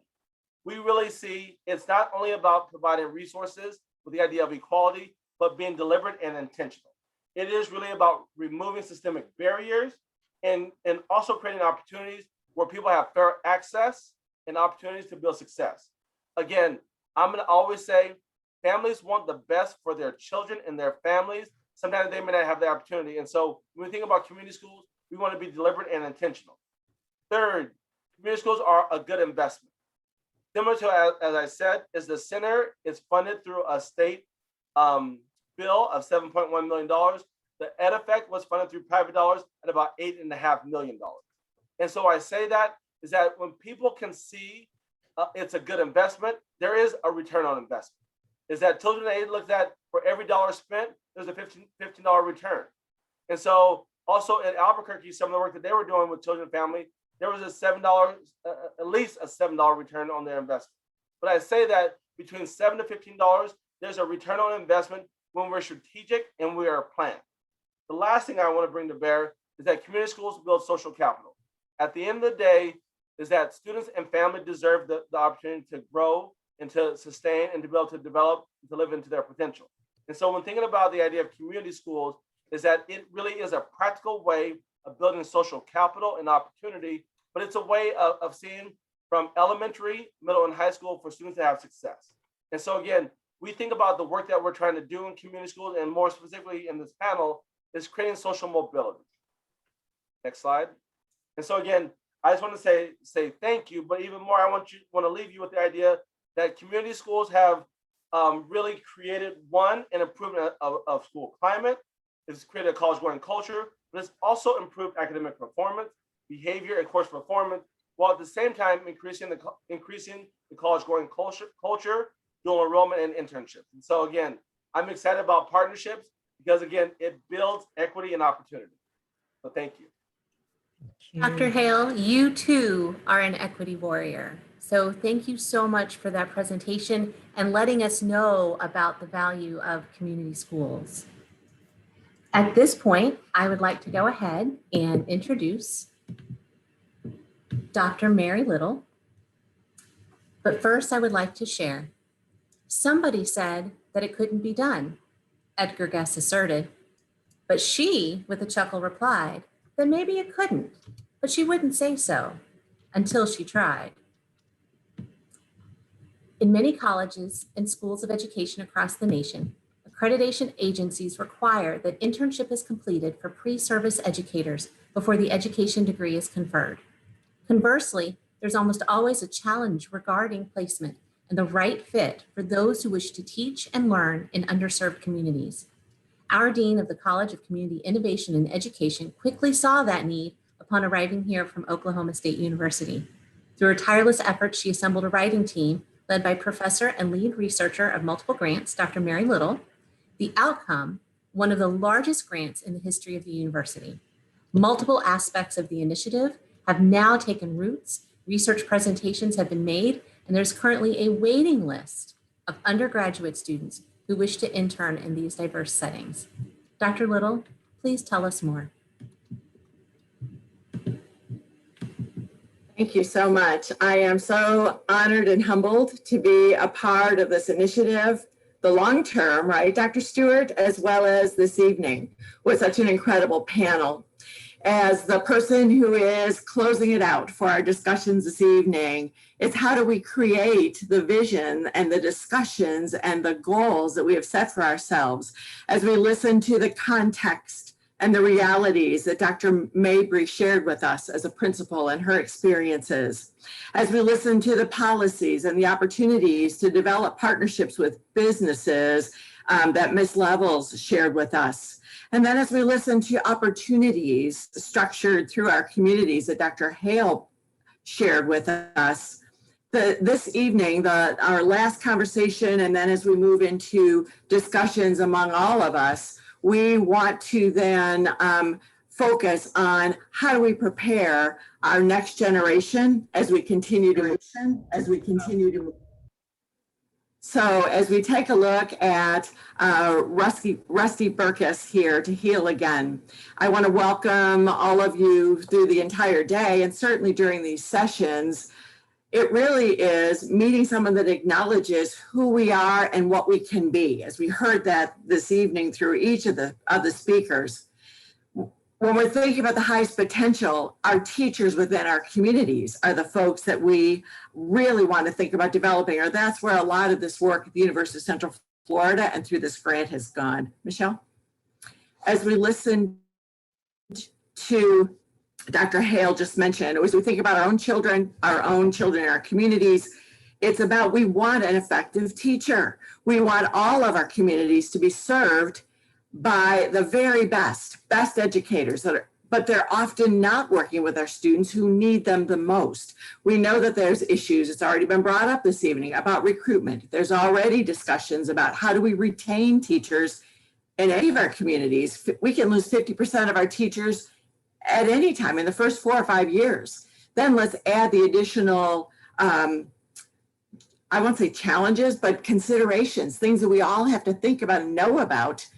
How do we then prepare our next teachers for our schools, for our children? And so as we take a look at the next slide that's here, this evening, as we're finishing out our discussions this evening, how do we create partnerships to recruit, develop, and retain when we know high-performing teachers, we know this. I mean, we know this. We heard this in our stories this evening. High-performing, caring, incredible teachers will get more results than teachers who may not have the background, the supports, the credentials, or maybe in contexts that are very different than the context that I grew up in. And so the question that we're going to be thinking about during my 15 or 20 minutes here, and then as we close out this incredible session this evening, the essential question for all of us as we listen to all of the speakers, what changes can we expect and improvements can we see as a result of the partnerships? I need to share with you, of course, Linda Delpit, the incredible research and theorizing and knowledge of Linda Delpit. But when we received this almost $10 million grants, communities, as several mentioned, they don't need people on the outside to come and say, okay, this is what you're going to do. This is what you need to do. It's about listening. It's about not editorializing. It's about realizing and owning the deep belief that each individual in their communities are experts in their own lives. So we, as an approach for this 5-year grant, wanted to listen, partner, and connect. And so we are honored. I also want to shout out to so many, of course, Donnie Hale is one of our collaborators. And I also want to shout out to our director of the School of Teacher Education, Dr. Malcolm Butler, as well as one of our program coordinators, Dr. Vicky Zagoras-Coe, who is here with us, as well as Dr. Dina Slanda and Dr. Martha Lou Stewart, who are part of our teams, because through our listening, connecting with our communities, we wanted to develop an enhanced preparation model that was focused on the needs of our children that we were most concerned about, the children and their families within their communities that would be supported and have high outcomes for all of our children. We structured a new professor's role, and we'll talk a little bit about that as I'm going through this. We wanted to create resources, take a look at the topics that are there. Mary Little didn't come up with these. We listened to our community. We know that mathematics, and that was brought up by a couple of our speakers, it's critical. Algebra is a gatekeeper class. If our students don't understand it deeply, they won't get out of high school, much less what kind of a next steps will they have. We know that we wanted to help many of our interns look and sound like me. I can come today with my experiences, but that's what I have. I need to learn, I need to listen, I need to interact so that I learn to work within various contexts. Obviously, social emotional learning, wellness, mental health in all of our communities before COVID, now especially during COVID, for our children that are most needs. And so the major components of our grant funded by the U.S. Department of Education is recruiting, retaining, and developing. But what we decided right up front, Michelle, if you kind of go through each of these, is it isn't about any one person or any one group. We very clearly listened, created the asset mapping, found out who our collaborators were. Not any one of these people has an answer, but all of us synergizing together, listening to the communities in a continuous improvement model. As Dr. Hale mentioned, he talked about systems of support, to have the lens that all of us have solutions, and together, if we synergize, think of what the solutions will be. And so to end our year 3, we're almost at, as mentioned, thank you for such a wonderful introduction, Michelle. We're getting ready to start in year 4, and we can't keep up with the needs of the requests from our interns. They want to work downtown. They want to work in our communities. They're knowledgeable and they want, but they know what they don't know. And so we partner with our schools, our principals, the Dr. Mabrys, who are the principal leaders, our teachers, to take a look at recruiting, preparing, and then retaining our students. And so during the next couple of minutes, I will go through just a little bit of each of them. Recruiting, and this came up, thank you, Dr. Stewart, for the shout out earlier about recruiting. When we looked at the data at UCF, now our partner in this is the Orange County School District, and they're one of the top 10 numbers wise in the country, not just in the state of Florida. UCF, as Dr. Hale's already mentioned, is one of the largest. It is the largest teacher producer in the state of Florida. It's one of the largest in the country. So we're looking at huge systems, oh my gosh. But when we looked at our first data, our data of our teacher candidates coming into teacher education at UCF looks very similar to state data and national data. That means students looked and sound like me, but much younger. I'm sorry, but much younger. There's nothing wrong with that, but that's not representing the demographics of our children in the schools. I know we had talked about Call Me Mr. program. That's one that we've been investigating because we really need to take a look, not only within the TQP project, right, that's working in downtown Orlando, but we're looking broader into our field of teacher education. And so obviously we're developing with so many of the faculty within our school and with our colleagues in the school district to take a look at learning from each other, develop marketing materials, meeting with the faculty, and disseminating. The next slide, we won't show all of it, but obviously for students that are 18 to 20, Michelle, if you want to get this started, it is taking a look at YouTube. It is they talk to each other and help them understand what needs to happen. This is about a minute and a half, but this is the way we recruit. Hi, I'm Alexis Peacock, currently a junior intern at Union Park Elementary. Through UCF's Teacher Quality Partnerships, I've been given so much support and resources to help me not only in my internship, but in my future classroom. I'm really proud of my school. I think I have a wonderful principal. We have a great deal of camaraderie among the staff. We also really reach out into the neighborhood and get to know our families and learn more about them, which is always helpful. Eccleston Elementary has a lot of learning opportunities. There's a lot of support through our PLCs and the administration. And it's the best place to improve my skills when I have an intern. Ivory has a very diverse population, so that means what? You will have diversity in your training. You have a very supportive staff, one that you won't get at any other school. Here at the Ivory Elementary, you will get individuals that care about you. You're not just a number, but you are a person, and you are a what? Soon to be educator. And then you have a chance of working at this outstanding school where we are trying to model what it should be for the future of education. Thanks so much, Michelle. Sometimes, our only reality is what we see on the evening news or what we hear from others. And if we do not have another competing context and information, especially from those that we trust, which are our peers, let's be honest, if you're 19, you're going to be listening to your peers more than somebody who is a little bit older than that. That would be me.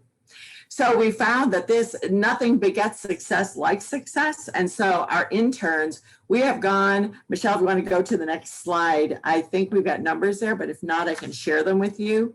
The first year that we started this project, we had 3 people, 3. And now we are working really hard to make sure that we have teachers that meet all the requirements, like clinical experiences, have met all the requirement from the state of Florida to be a supervising teacher. I see, oh, Dominique, that's right, you were at Ivy Lane. Oh my goodness gracious. It is just incredible opportunity. Mr. Danner is one of the principals of our partner schools. One of our schools is a community school as well. We just heard the other day, Dr. Hale, that we're talking about retention in a minute, but in the last couple of years, the teacher retention rate at one of our community schools has gone from 25 to 30% to almost 95%. And that doesn't happen every day. I mean, that's all of us coming together and developing together. The second goal that we have set is then how do we do the development work? Through that, we have 2 different parts. One of the things that's very different with this grant through the support of our school and our clinical experiences offices is, I don't know about you all in your schools, but for intern supervision, I call it drive-by observations. You know, the intern sends you their lesson plan, you drive by at 10 o'clock or 10:02, you go and watch them for 30 minutes, you write some stuff down, and then you go. This is not the model we use with Teacher Quality Partnership through the supports of our administrators in the college and at the school district. We call them professors in residence. And so we have a faculty member at each of our schools at least 1 day a week. Now, you know, for partnerships and for learning and being part of the school culture, that is so different than being a drive-by, let me check in, check out, and then we're done. The other part of this is that we have weekly, and that'll be on the next slide, but we have weekly Zoom lessons for our interns. Thank you, my dear. For our interns, for the supervising teachers, for the instructional coaches.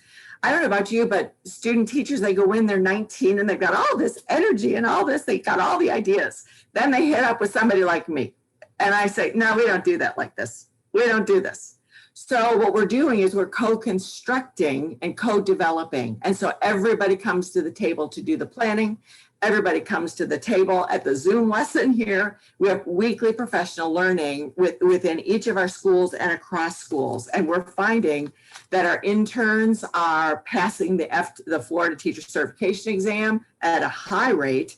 They're getting through it the first time and learning and enjoying it. We've got multiple indicators. And so we also, from this professional learning, as we said, it's asset mapping, Michelle, so go to the next one, please. The teachers who are involved are saying, wait a minute, we want to learn how to use some of these tools in our classrooms. We want to learn more about mathematics and using manipulatives in our classrooms. And so from this work, then the teachers, again, somebody from the outside didn't say this. They said, look, can you come to our PLC time?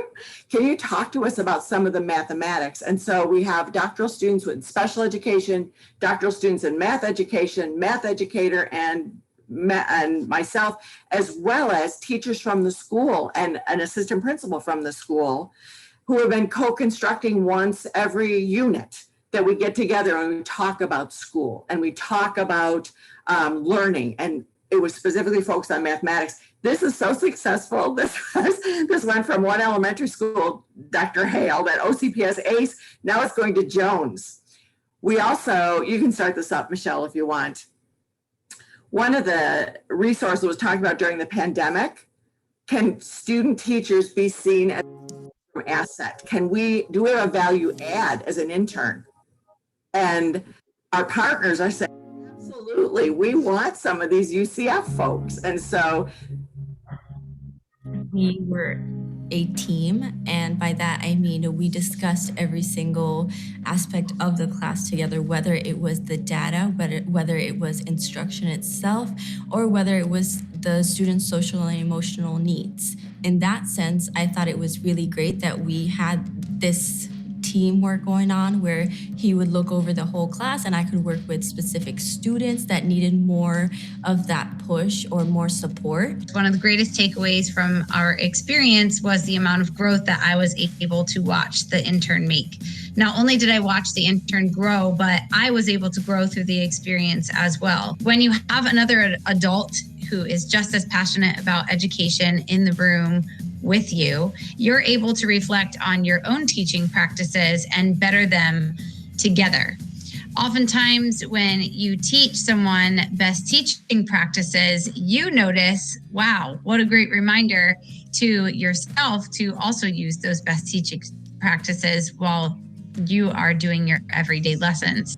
As each week went by, I was able to kind of take on a new role in my teaching. So we started with phonics, that later led to phonics and teaching math, which led to phonics, math, and the entire ELA lesson. And then sooner or later, I was teaching every single content area. That was a really nice flow. It didn't feel overwhelming for me or my supervising teacher. And I think we were really able to kind of share in our roles together, and I felt really supported by her. They've also learned flexibility, and that flexibility has led to their long-term success, I believe. I also think that the teachers that they had the opportunity to work with saw them in a very different light this semester. They came in needing, wanting support in different ways, but actually forming a partnership. I enjoy at the end of the semester when I can say, you're no longer a teacher candidate, you're a colleague. The research for this came from a teacher education professional organization, the American Association of Colleges of Teacher Education, and they had said, created this document that said, our teacher candidates could be assets in the classroom. And so our faculty, I'm just what a joy to work with and collaborate with, said, look, we've got some great examples and we can show how we can get through and boy, if we can get through a COVID pandemic and be an all-stars and collaborative, think of what other opportunities are going to be coming our way. In my final 2 minutes, I just want to highlight, when you take a look at, obviously the results from all of our stakeholders, it's so positive about the professional learning that they're getting. Go ahead, Michelle. We take quantitative data. We have lots of qualitative data. We just shared with the administrators of the college in Orange County. It's important to continuously learn, but share the great news. The last of the pieces that Dr. Slanda is our facility coordinator is how do we retain? We have, again, a TQP teacher nights. We have a full induction program that we have co-constructed, right, Dina, with Orange County. We don't want to reinvest. We want to support and expand. And so that's been the work that we've been doing. We have a Bridges Fellowship program that recognizes teachers in Orange County that are part of our development plan and to share their opportunities for our graduates. And so as we get ready to have our final moments of discussions, and this was what really got the attention of the OCPS administrators. When you take a look at the numbers of teachers, remember that some of these students come from other parts of the state, but they're staying and they are choosing to work in not only TQP schools, but also in Title I schools. And that's where we want our kids to be. So these last two, as we're setting up our larger discussion, one is, this is an opportunity for all of us, as you can hear from all of us, I think. It's the privilege to invent our own future. So I know Dr. Stewart and Dr. Slanda and wonderful Michelle are going to lead a conversation about how we can get involved, what opportunities for enhancing community partnerships and engagement and education as we move forward. The last thought I want to leave you with, Michelle, is I heard somebody say returning back to normal. Well, I want to pose to each of us, was back to normal okay enough? Is it worth rushing back to? Or do we want to connect with others so that we can not lose these chances for innovation, greater sustainability? So we're creating and building a critical mass of developmental leaders who surround ourselves with others, leaders, to develop this system of leadership capabilities for all of our children, all of our children. And so with that, I am honored. Thank you for your time and attention. And Dr. Stewart, I put this one in for you. A point of personal privilege, Dr. Stewart has been a champion for our children, for our communities, for each of us, I believe, that are here. I want to publicly thank her and ask you all to publicly thank her with me for the years that she continues to give to all of us to realize the vision that every person needs a champion. Dr. Stewart, we love you. Thank you. Dr. Little, thank you so much. Your passion is felt even through the screen, and we just appreciate so much what you are doing to ensure that we have those teachers who are prepared for our students. So thank you. And I'd like to ask all of our attendees to please thank all of our panelists for their time, for their effort, for sharing their knowledge with us. And it was extraordinary. And so fortunately at this time, we do have an opportunity for comments and questions, and I will be turning the floor over to Dr. Lou Stewart. Dr. Slanda, I think we sent them to you, please. Yes, thank you. I have those. We'll start with our first question. And if you do have additional questions, we do ask that you place them in the chat, please. Feel free also, once we conclude with a few questions that I do have, we'll have an opportunity if you wanted to unmute your microphone to ask questions. The first question that I have is to any of our panelists, and it's if each of us is given a specific role to play, what then are the roles of institutions of higher learning in communities, especially in regards to urban and underserved learners? So again, let me ask that question, and any of our panelists can take this question. Each of us is given a specific role to play. What then is the roles of institutions of higher learning in communities, especially in regard to urban and underserved learners? I'll jump in, Dr. Slanda. I feel that there is definitely a responsibility for a public institution to be committed to public schools and the community. I think it is our responsibility to create pathways to success that includes improving schools and communities, but also includes exposing parents to the university and creating opportunities for them to be involved. But also it's about creating pathways for career readiness, but also thinking about how we work with our state colleges too. And so there may not be a direct path to a university, but there may be a path through a state college to get to a university or workforce. And so I think it is our responsibility, and really it is incumbent upon us to make sure that while we might promote opportunities and advancement and privileges for some, it is important for us to make sure that there's opportunities and advantages for all. Absolutely, thank you. Would any of our other panelists like to add to that?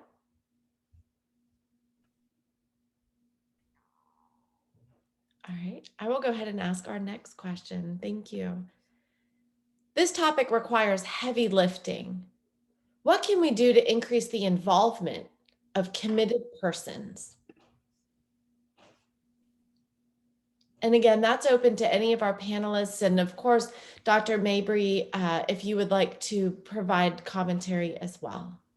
I think, what we found is that, especially in the COVID environment, that parents and community persons have found that in utilizing virtual communication, video conferencing, as we are doing now, this has really met a lot of individual needs. You're able to meet in your home, you're able to meet in the evenings, you can really accommodate time better with virtual learning.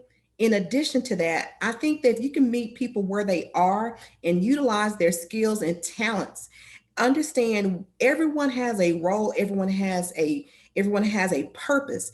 And if you take what I'm offering to you, be it a bank, be it a grocery store, be it a parent, be a corporation, Southwest Airlines, we all can contribute in our own ways. So I think the key part is making sure that everyone understands, first of all, you can contribute, and whatever you are offering, we can plug you in somewhere within a school, within a school district. And even if you aren't comfortable with that, you have an additional role as a resident, as a community person on this planet, to always advocate for our students, be it through your vote, working with our elected officials, making sure that they understand the effects of some of these recent legislative items that will have a detriment towards some of our black and brown children. So there's a variety of ways in which we can engage persons.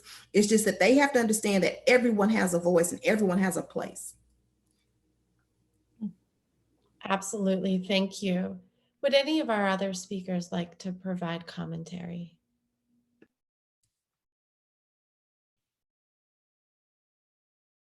I want to appreciate what Ms. Level said, because it really is about being explicit with how people can participate, because I think we want to use language that is sometimes lofty and really not deliberate and intentional. But it is about understanding that, you don't have to have a credential. You just have to be willing. You don't have to be the mayor, or you don't have to be a principal. You just have to be a person that has a desire. So you could be a street sweep. You don't have to, work at the schoolhouse, but you can vote. So I think the point is to be deliberate and support people where they are, and recognize that we're all trying to improve something, and just acknowledge that.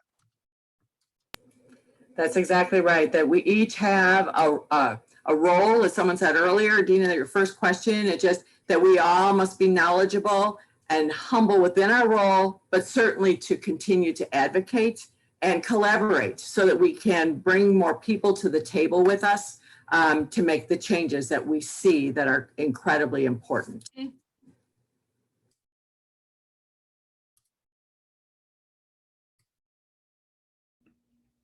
Absolutely. Thank you. Thank you all.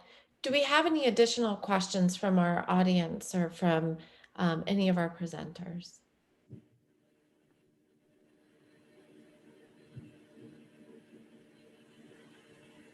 And hearing none, I'd like to provide some closing thoughts on behalf of the doc students, on behalf of my co-convener, Dr. Dina Slanda, in behalf of myself. Colleagues and friends, we began this conversation roughly 12 hours ago. Roughly 12 hours ago, and we are not tired yet. You have helped us to magnify and amplify the thought that this work requires heavy lifting, and we are not tired yet. We thank each of our panelists, our outstanding keynoters, and for each one of you for your investment in our work. I leave you with a quote that I initially found on the door of Dr. Mary Little while she was working out of our Daytona campus. And it was written by anthropologist Margaret Mead. She wrote in part, "Never doubt that a small group of thoughtful, committed citizens can change the world. Indeed, it's the only thing that ever has." And I now will defer to Dr. Paulette Walker, who co-authored "We Can Have Better Urban Schools," for some final reflections. Well, first of all, thank you. Let me thank Dr. Dina Slanda and Dr. Martha Lou Stewart for just giving me this opportunity. Those who know me know that I always close out or begin anything with numbers, and you know that up front. But before I do that, I want you to think about a couple of things. There was a passion, and I also heard compassion as each of the speakers were talking today. Passion and compassion. But I want you to think about the fact that whether you are at UCF or Ohio State or Howard University or wherever, you have two legs, one head, one heart. Now, I know you're wondering, what is she saying? Why is she talking about that? I want you to think about the fact that because I'm a math major, I always think in terms of numbers and Venn diagrams. You have two legs. Put one leg in one circle and one leg in the other. That could be your school, that could be home, that could be whatever. But your head and your heart will always be centered. So it doesn't matter where you place your feet. As long as your head and your heart stay centered, they will be at that intersection. Now, my next point is, at all of this talking that we were doing, and we were talking about a little bit about parental involvement.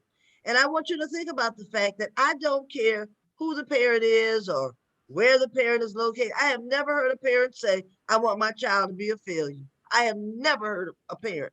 I don't care how rich or how poor, how in between they were. I've never heard that. So you have some students who, in spite of your goodness, in spite of your passion, in spite of your compassion, they succeeded anyway. Anyway. Why? Why were they able to succeed in spite of what you might have done? With all of your passion, with all of your compassion, with one foot in school, one foot in home, but your heart and your head were in the middle. With that, let me close out with this. 6 years ago, from what I gathered, and I have to say, Dr. Lavetta Levels, and you know, I have promoted you because I am claiming that doctorate for you, okay? I just want you to know that. That's why I said Dr. Lavetta Levels. You mentioned that I did that, or I said, tag you're it in 2015. I had almost forgotten that that was the year. But 2015 was 6 years ago. And the number 6 is indicative of domestic happiness, harmony, and balance. You said that in 2015, that's what I said. And I did.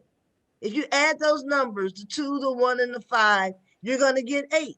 8 stands for infinite energy and love. And what did I say? Tag you're it. 10 letters. 1 plus 0 is still 1. That was your new beginning. There were 4 speakers that we had today. I hope I have the correct order. Dr. Mabry. Then we had, who do we have next? And I keep calling her Dr. Lavetta Levels. Then we had Dr. Donnie Hale, and then Dr. Mary Little. 4 speakers. The number 4 is indicative of justice and stability. Today is Friday. Can you imagine on a Friday evening we're here? We're here. Friday is the 5th day of the week. The number 5 denotes God's grace. Today's date is April 23rd, 2021. If you add those numbers, the 4 plus the 2 plus the 3 plus 2 plus 0 plus 2 plus 1, you get 14. 1 plus 4 equals 5. Again, that's God's grace. So for all of us here who are gathered, I want you to think about the babies that we were talking about. And a baby could be a baby, or a baby could be 90 years old. It doesn't matter. The babies that we are facilitating learning, that your new beginnings began when you started focusing on justice, on stability, on domestic happiness, on harmony, and on balance. That was when your new beginnings began. And you did it all with infinite energy and love. But you know why? Because you did it with God's grace. Never, ever forget that's who you are. Thank you so much, Dr. Stewart, for allowing me to say my last few words, and to Dr. Slander for this awesome, awesome program. Thank you so much. Dr. Walker, you inspire us. And with a little extra note that Dr. Lou Stewart may not be as happy that we're sharing, but we wanted to take a moment to wrap up the proceedings with a note of gratitude for Dr. Lou Stewart, who is the founder of the Third Wednesday Forum. Dr. Lou Stewart a first-generation college student, was the first Black woman at UCF to achieve the rank as professor. Her research and courses explore culturally responsive teaching and student engagement approaches for teaching and mentoring students from diverse backgrounds. In addition to teaching courses in exceptional student education and the supporting high needs population certificate, she is a lead researcher on a state-funded grant designed to address preventative strategies in decreasing situational environmental circumstances that impede the growth and development of young Black males. She was also founding director of the Teacher Education for America's Minorities Project to address recruitment, retention, and induction of people of color into teacher education. She has led local, regional, and national offices in the Delta Sigma Theta sorority and formerly served as a board member of DREFT, the sorority's national philanthropy organization. To share her words with you, my father was a sharecropper and my mother a domestic. Both worked long hours tilling the soil or working in homes. My father signed his name with an X until I was 9 when I taught him how.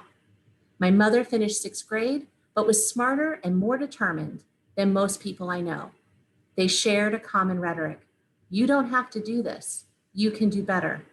Her parents' support, in spite of their struggle, ignited a passion to provide opportunities that manifest in her life and work, including the Third Wednesday Forum. The dreams of my parents, Detect Tag, and related organizations I work with in the community all share a mission, opportunity. In some small way, it is my dream to give back because so much has been given to me by so many. Dr. Lou Stewart, we cannot capture the impact that you have made with one slide, nor can we capture the immense gratitude and appreciation for your work for our students and our communities. But with this, we thank you.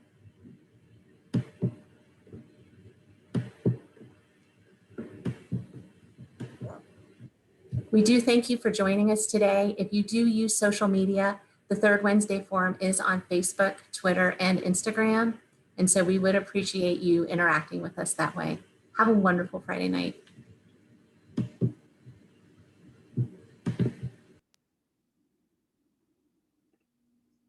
Thank you everyone for joining us this evening. And thank you for everyone that joined us since 9 o'clock this morning. For all of you, we are grateful. Please enjoy your evening. And thank you, Dr. Lou Stewart, for your unwavering leadership, for all that you have done over the years and continue to do.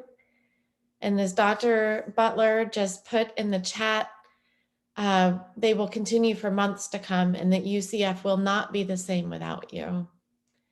No truer words have been spoken. Your legacy will stand the test of time. I am sure of that, absolutely. Thank you so much.